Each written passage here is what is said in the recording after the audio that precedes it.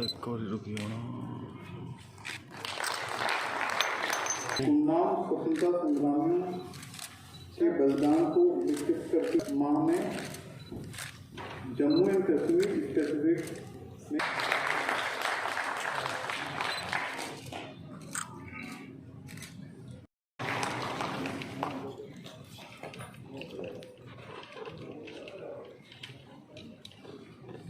मंच पर आसीन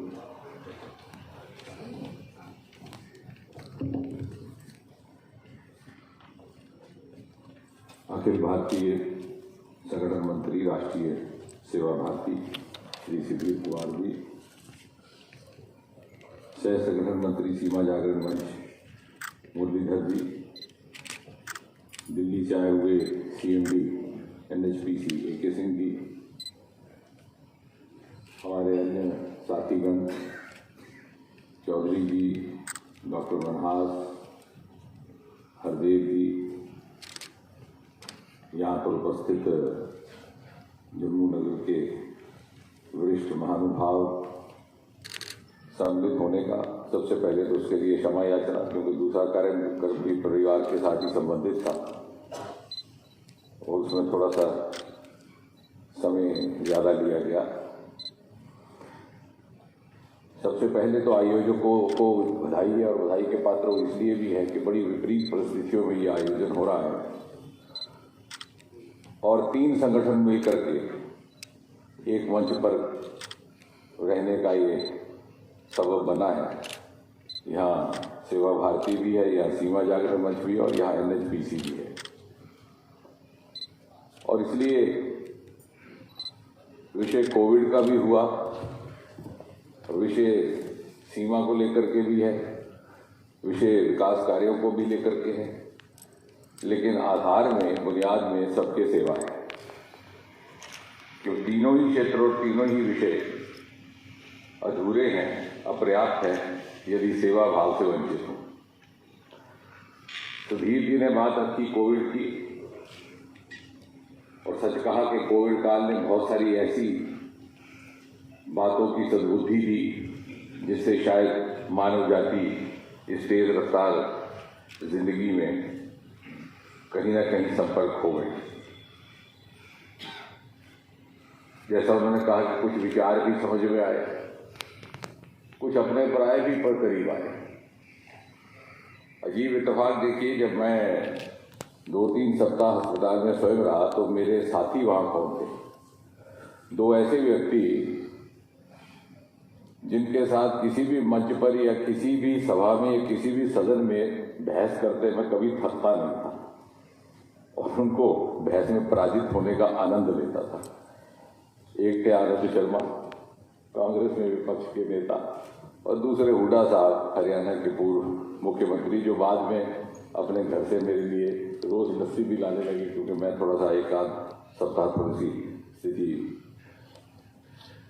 कठिन भी रही।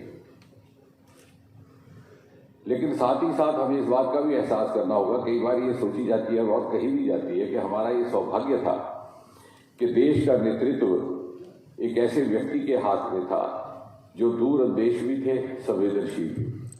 मेरा अभिप्राय है प्रधानमंत्री श्री नरेंद्र मोदी। और आप जितना भी घटनाक्रम देखें इसमें कहीं ना कहीं सेवा भाव की संवेदनशीलता झलकती है, वरना नामालूम परिणाम कितने गंभीर होते। एक ऐसे देश में जो 135 करोड़ का कहीं नाले, कहीं पहाड़, कहीं समुद्र, हिट्रोजिनस सोसाइटी, जहां इंग्लैंड और अमेरिका जैसे देश जूझते जूझते थक गए, भारत की वो स्थिति थी कि हमारे पास पीपी किट्स नहीं थी, वैक्सीन का तो कभी किसी ने कल्पना नहीं की थी। आज वो स्थिति है कि 1-1 करोड़ वैक्सीनेशन रोज लग रहा है।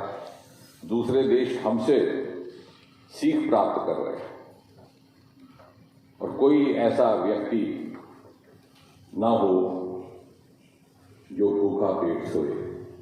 उसकी व्यवस्था सरकार की ओर से भी की गई और संगठनों की ओर से भी की गई। और ये मोदी जी की ही कल्पना थी कि प्रधानमंत्री अन्न कल्याण योजना की कल्पना हुई और लगभग 80 करोड़ लोगों तक इसका लाभ पहुंचा। मैं ये बात इसलिए कह रहा हूं कि सेवा भाव की जागृति के लिए भी विपरीत परिस्थितियां कभी कभी अनिवार्य होती हैं। और सेवा किसी और के लिए नहीं, अपने लिए, अपने प्रायश्चित के लिए, अपने मन और आत्मा की शुद्धि के लिए।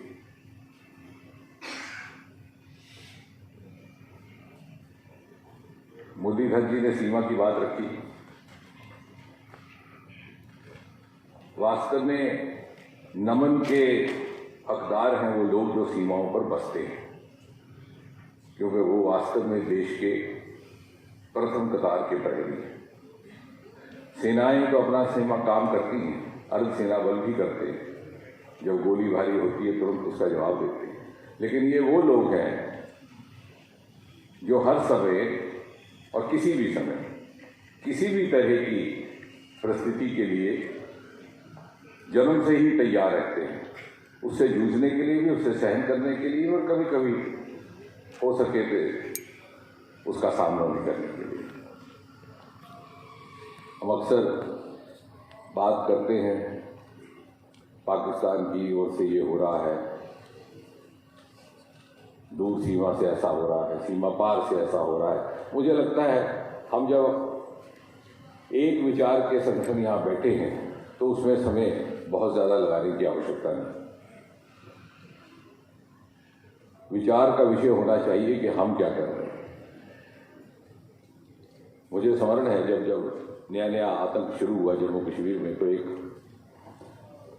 मीडिया मिलिट्री ग्रुप बनाया गया जिसमें समय समय पर गोष्ठियाँ होती थी। और उस समय KF रुस्तम जी, जो बॉर्डर सिक्योरिटी फोर्सेस के फाउंडर डायरेक्टर जनरल कहे गए, वो तब जीवित थे, मुंबई में रहते थे, अब तो उनका स्वर्गवास हो गया। तो वो आए हुए थे, वो आए, दिल्ली में कार्यक्रम था।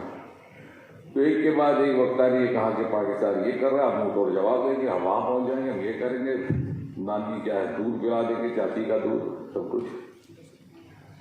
तो सब कुछ सुनने के बाद KF रुस्तम जी उठे और एक ही वाक्य उन्होंने कहा कि gentleman, I have come all the way from Bombay to listen to what you are doing, I know what Pakistan is doing. तो हमें एक दूसरे को कहते, क्योंकि उसमें कहीं ना कहीं जाने अनजाने में एस्केपिज्म की भावना है। पाकिस्तान जो कर रहा है वो तो करेगा ही, वो शरारत पर आवाज़ है, उसने कभी समझौता नहीं किया कि जम्मू कश्मीर भारत का हिस्सा रहे और आगे भी नहीं सुधरेगा।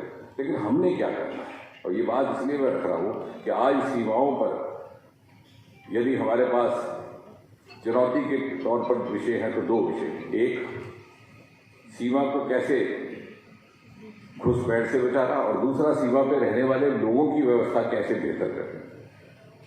और जब घुसपैठ की बात आती है तो आज हमारे पास वायरिंग भी हो गई, स्क्रीनिंग भी हो गई, थर्मल डिटेक्शन भी हो रहा है। अभी हमने एक नया प्रोजेक्ट लगाया इंटरनेशनल बॉर्डर में, जो सैटेलाइट के माध्यम से पाकिस्तान के घरों तक झांक सकता है। मैं स्वयं जिज्ञासा के तौर पर देखने गया तो बड़ा अद्भुत दृश्य है उसका, इजराइल से लाई हुई टेक्नोलॉजी है। लेकिन फिर भी घुसपैठी कहाँ से आ रहे हैं, फिर भी घुसपैठी क्यों आ रहे हैं, क्यों कर आ रहे हैं, कैसे आ रहे हैं। मैंने बड़ी चिंता के साथ अर्धसेना बलों के अधिकारियों से पिछले कुछ सप्ताह बार बार इस बात का उल्लेख किया। बोले साहब कोई सुरंग है जिसमें से निकल के आते हैं, तो सुरंग कहाँ है? यहीं पर है, हमारे ही बीच में किसी के घर में। तो मुरलीधर जी इसकी चिंता कौन करेगा? अब हमारे घर में जो लोग बैठे हुए सुरंग का सुराग बनाए हुए, वहां से आते हैं और यहां से निकलते हैं।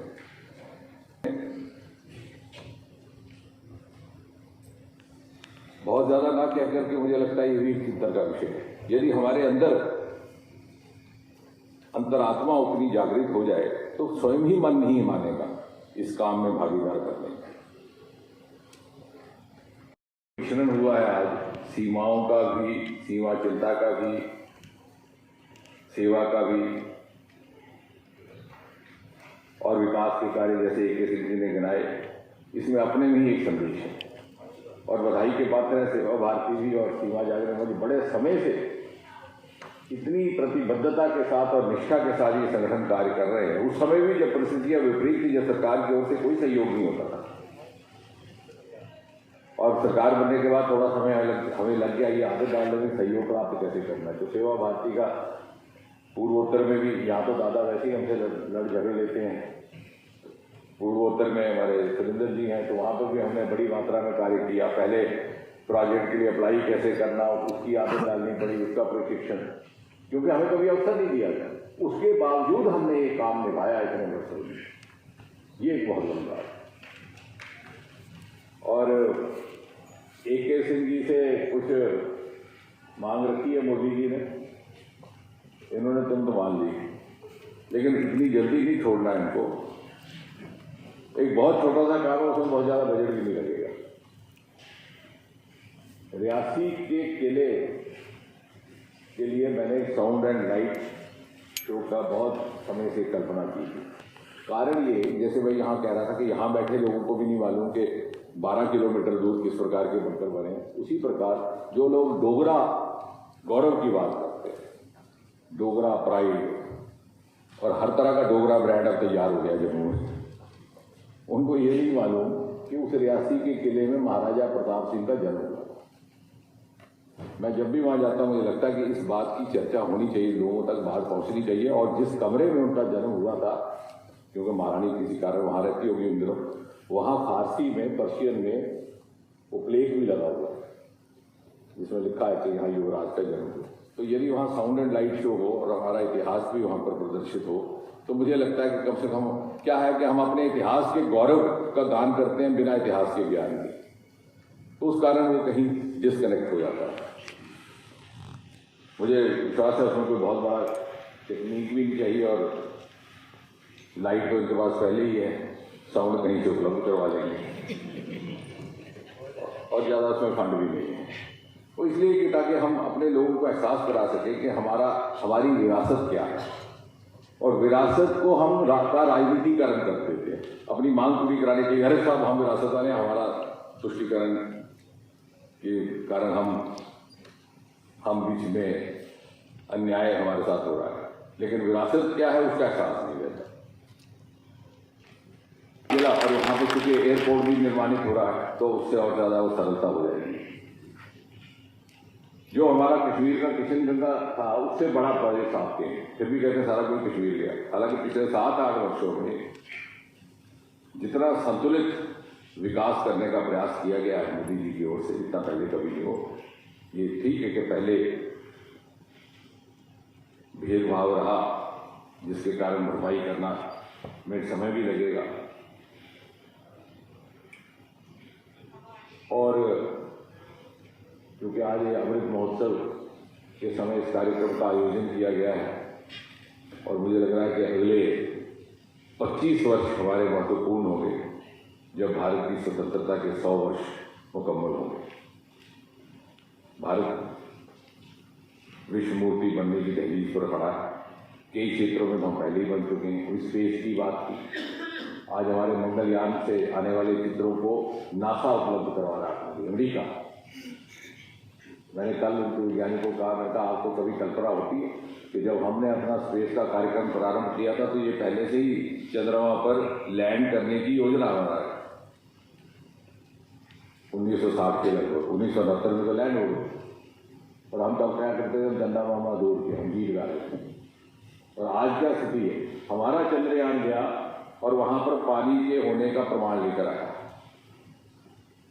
which is an indirect evidence that there could be natural habitat or a human habitat also possible. वहाँ पानी हो तो फिर ऑक्सीजन होता है, H2O। तो मैंने इनलाइटर में कहा कि 1969 में जब नील आर्मस्ट्रांग लैंड हुए पहले मानव वहाँ, तो उन्होंने कहा माई स्मॉल, उन्होंने इवॉल्व थोड़े पहले, और एक उन्होंने वाक्य कहा जो बड़ा प्रसिद्ध हुआ कि a small step of the man is a giant step for humanity, जैसे उन्होंने कह रहा। मैंने कहा वो टहल करते आए, लेकिन आगे पीछे जो पानी था वो नहीं देखा। वो हमारा मिशन गया कई वर्षों के बाद, इतनी हद तक हम तरक्की कर चुके। इसका मतलब है हमारे पास ह्यूमन रिसोर्स भी है, प्रतिभा भी है, योग्यता भी है, मेहनत परिश्रम करने का संकल्प और निष्ठा भी है, लेकिन कहीं ना कहीं हमारे वातावरण में, हमारी परिस्थितियों में उस तरह की अनुकूलता नहीं है, उस तरह से वो हमारी मानसिकता प्रभावी हो जाती है।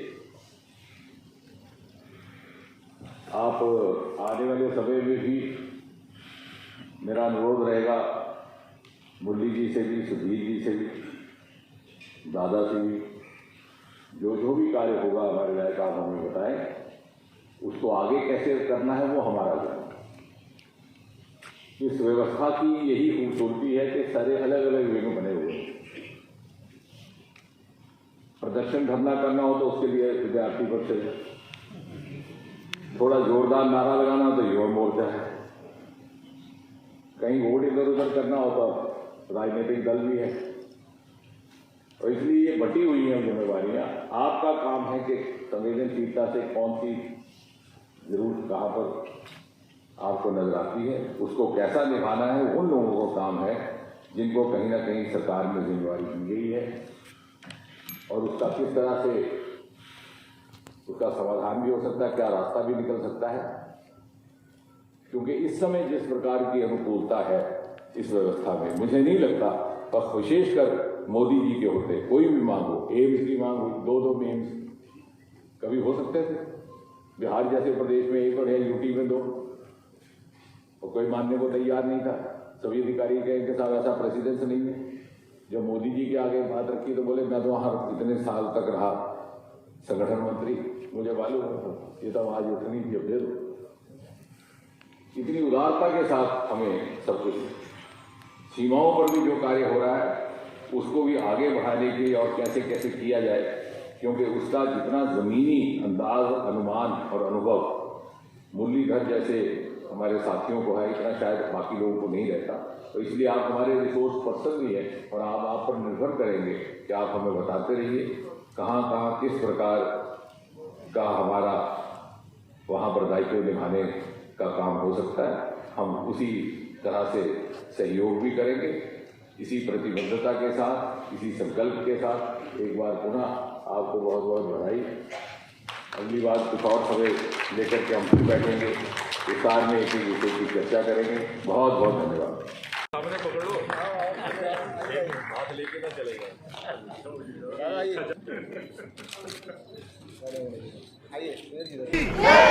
भारत माता की जय, वंदे मातरम, वंदे मातरम।